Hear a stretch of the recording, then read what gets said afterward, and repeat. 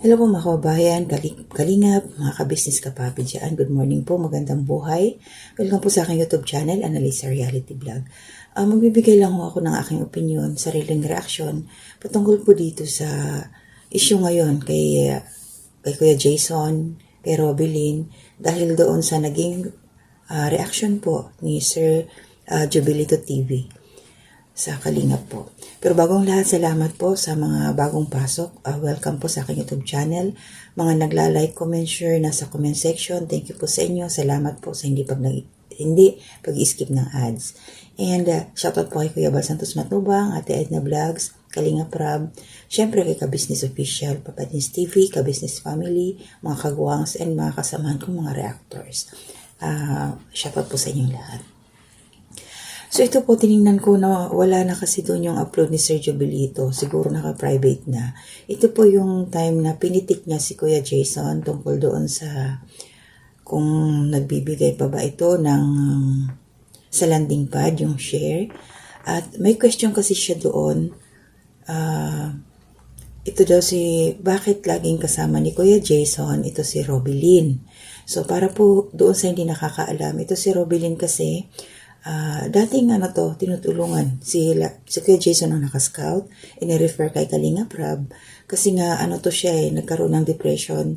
Kung mapapanood nyo yung part 1 neto,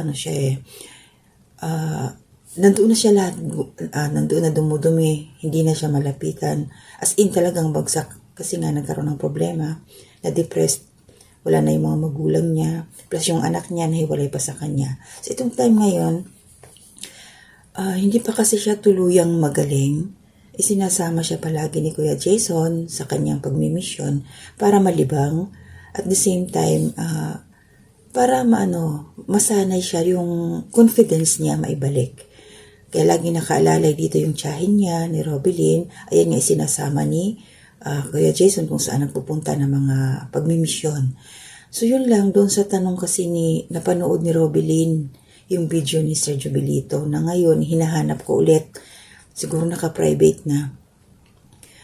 Sa aking pagkakatanda nung napanood ko yon, sabi nga niya, bakit laging kasama ni Kuya Jason ni Mr. Bintiboy si Robilyn? May relasyon ba sila? Parang ganun yung dating please itama nyo na lang po ako kasi wala na doon, hindi ko na makita. Parang naging question mark siya. Siyempre, alam natin, ito lang masasabi ko kay Sir Jubilito. Alam mo ang naging sitwasyon ni Robilyn. Sa mga ganyang mga pananalita, mga bagay-bagay na katulad niya, syempre, hindi siya handa, hindi niya maiintindihan or mabibigyan niya ng hindi magandang kahulugan. Yung parang pinaghihinalaan siya na mayroon silang relasyon ni Kuya Jason. Kasi nga, may yung isip niya, kumbaga hindi katulad natin na normal pa. Ano ba yung pinagsasabi ko? Si Robilyn kasi masyadong sensitive ang kanyang isip dahil nga hindi pa siya totoong 100% na magaling. Pag makarinig yan siya ng mga salitang negatibo, lalo't may patungkol sa kanya, dadamdamin pa niya yan Kasi hindi pa masyadong stable ang kanyang pag-iisip. May maintenance pa nga siya umiinom pa. Kaya, yun lang yung ko doon kay Sir Jubilito. Hindi niya ikinonsidera yung kalagayan ni Robilyn. Pwede niyang tirahin si Kuya Jason tungkol doon sa pagkungumusta niya kung doon sa share, sa bigay sa landing pad, yung ganun yung pakikipagkita kay Kuya Bal, bakit hindi na nagpaparamdam. Pwede niyang yun ng ganunin si Kuya Jason. Pero dito kay Robilyn, dapat naging sensitibo po siya. Dapat tawag dito, hindi niya nakalimutan na alam niya itong si Robilyn na to ay nandiyan pa sa stage na nagpapagaling pa nga talaga. Makarinig lang yan ng mga kahit bulong lang na maririnig yung pangalan niya or anuman. Mag-iisip na yan na hindi maganda kasi nga, nandun pa siya, nasa depression pa siya tinutulungan na nga lang. Tinutulungan siya ni Kuya Jason. Nililibang, isinasama-sama kung saan pumupunta. Naawa lang ako. Ako naawa dito sa sitwasyon ni Robilyn. Napanood ko yung video ni Kuya Jason.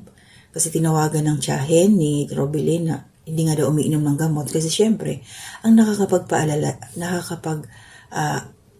papaalala doon is yung mamiss yung oras ng pag-inom ng gamot. Kasi mahirap yun eh. Pag hindi mo nainom ng tamang oras yung gamot, ayaw niya sa mga doktor, syempre, mahirap yun. Pagbabalik sila sa number 1, mag-uumpisa na naman. Delikado. Na bumagsak na naman ito si Robilin. Yun po yung iniiwasan. Ngayon. Kaya nung itong pumunta doon si Kuya Jason na pinipilit talaga, kinakausap si Robilin, wala. Nagtatakip lang ng unan.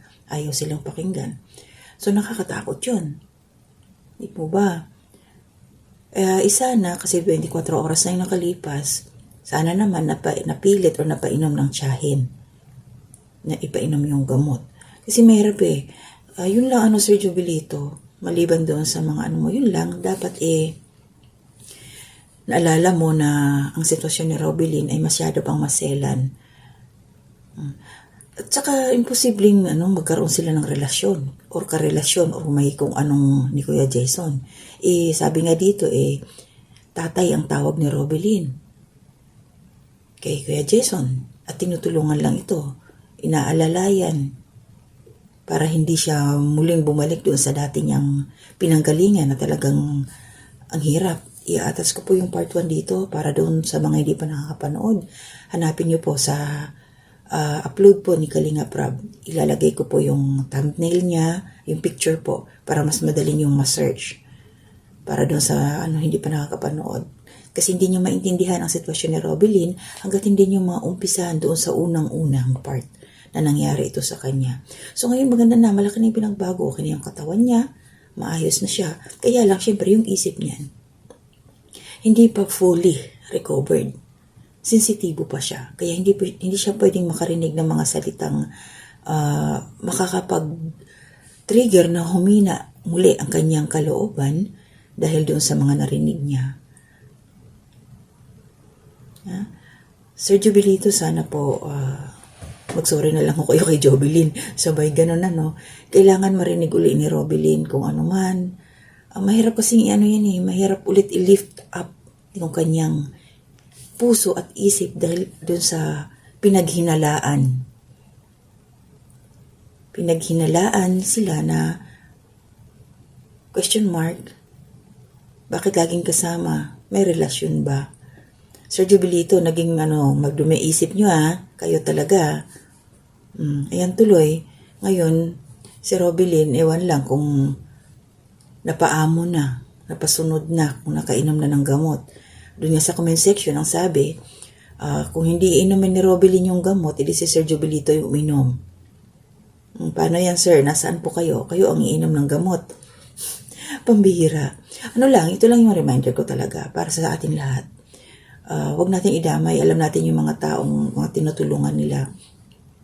Kuya Bal, sila Kuya Jason, lahat po ng may mga dumaan sa anxiety, yung depression na yan, maging sensitive po tayo. Huwag ko natin silang basta-basta pariringgan ng mga salita na alam natin pwedeng madown uli ang kanilang sarili na sa ngayon nagpapagaling pa lang. So yun lang po yung sa akin. Sana po Sir Jubilito, hindi mo masamain yung mga sinabi ko dito na meron kang tamang ginawa doon sa pag-remind mo kay Kuya Jason at meron ka rin ng maling nagawa dahil hindi mo napag-isipan o basta ka na lang tumira na parang naghinala ka na laging kasama ni Kuya Jason. Ito si Robilin. Sana po hindi ganon. Porkit kasama, baka may relasyon na. Mabuti sana kung katulad natin yun na si Robilin walang pinagdaanan, mas maunawaan natin ang iyong mga sinabi. Yun lang yun sa akin. So mag-ingat po tayong lahat. Hindi ko na ito pahabain pa. Sana maging okay na si Robilin. Mapahinahon siya. At nakainom na siya ng gamot sa mga oras na to. So wala muna akong shoutout. Basta salamat po sa mga silent viewers. Salamat po sa inyong lahat na hindi nag-skip ng ads. To God be the glory.